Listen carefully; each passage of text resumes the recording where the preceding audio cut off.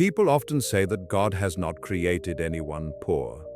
He has given everyone enough to live, and if someone seems to have less, God always provides some way for them to continue their life. The problem is that we usually measure wealth and poverty by comparing ourselves to others. If we have 10 rupees and someone else has 100, we immediately feel poor and call the other person rich. We forget that everyone works differently, has different needs, and earns in different ways. Instead of understanding this, we focus only on what others have and form judgments. Today's story from the life of Gautam Buddha teaches us who is truly rich and why Buddha believed that every person already has wealth within them. Once, a king invited Gautam Buddha to his kingdom. Buddha accepted and arrived with his disciples. The king requested him to stay for a few days, guide the people, and help solve their problems. Buddha agreed and held a 3-day spiritual gathering.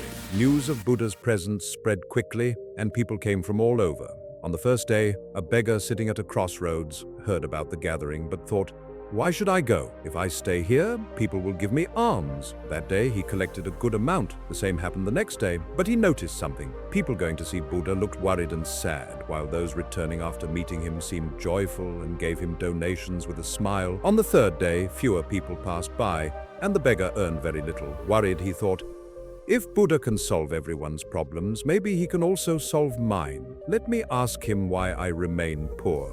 So he went to the gathering, stood in a long line, and finally got his chance to meet Buddha. He bowed and asked, "Lord, everyone here seems happy and prosperous, but why am I the only one poor?" Buddha looked at him and replied, "You are poor because you only take from others, but never give anything in return. You believe people should give you alms, yet you don't offer anything to anyone." Surprised, the beggar said, "But Lord, I have nothing to give. I survive only by begging. What can I possibly offer?" Buddha smiled and said, "You are mistaken. God has given you many gifts to share. You have a smile that can encourage others. You have a voice that can be used to speak kindly and give comfort. You have hands that can help those in need. You have a healthy body that can work and serve instead of begging. A person with these blessings can never be poor. You are poor only because of your thoughts. The day you change your mindset, you will realize how rich you truly are." Hearing this, the beggar understood the value of his life and decided to live by Buddha's teachings. The lesson is simple. When we compare ourselves to others, we often feel unhappy and believe our life is lacking.